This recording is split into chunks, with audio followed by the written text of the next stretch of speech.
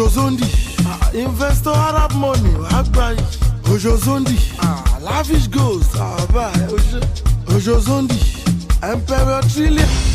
Láti ìta ni mo ti ń gbọ́ ariwo tẹ́ fi ń disturb àwọn aládùúgbò. tó o ṣe yẹn ló fún ẹ ní gan láti pa orin mímí àtàwọn ọ̀rẹ́ mi méjì. kí ló ṣe wà tọkọ ẹ ṣé ni mo kàn ń gbọ́ voice inú ilé ni kí ló ṣẹlẹ̀. ṣe rí nǹkan tó ṣẹlẹ̀ ni. wálé máa sọ ọ́ tó ti ń sunkún sọ̀rọ̀ bá ṣe ń tó ń sọ̀rọ̀.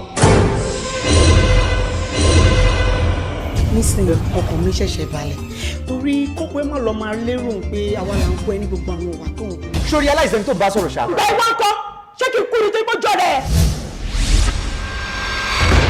ṣé kí n kojú ẹ̀ kó lọ wojú tèmi tó má ti kú wípé mo fi ṣe tó má ti kú ni máa yẹ papọ̀ níjà pé mọ́. To me, this is unfair. How would you talk to your husband like that? àti wàá mọ kó gan nínú ilé yìí. yóò lójú ni tó bá lójú ní wàá ti mọ̀ pé madam lọ́kọ ọ̀gá níyàwó. ó kàn jẹ́ pé gbogbo àti ń bá rántí pé ẹni máa ṣègbéyàwó wá ṣe gudugudu méje àyà mi máa ń já ni. èèyàn kì í dájọ́ ìgbéyàwó sọ́nà kó má dẹ̀sẹ̀ ìjọ. ó kàn wí ká wá petrol sí ká dá sí ẹ lórí ká dẹ̀ fi nọ́ọ̀sì kó máa wá jó lọ káwọn èèyàn ṣe máa wá béèrè kí ló ṣẹlẹ̀ ká máa wá explain pé ó bá ìyàwó ọ̀rẹ́ ẹ̀ lájọṣepọ̀ are you mad?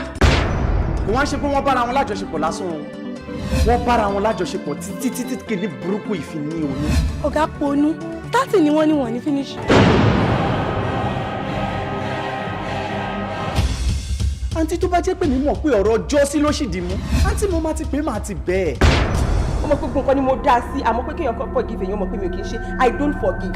àìsàn wà lára tèmi náà tó bá ṣe pé ẹ̀ fún mi sálárì á fọ́ọ̀kì yín up dànù. ṣó ti gbàgbé pé Wálé súnmọ́ mi he is very close to me bí iṣan rẹ̀ báyìí lórí sí mi and he is very loyal.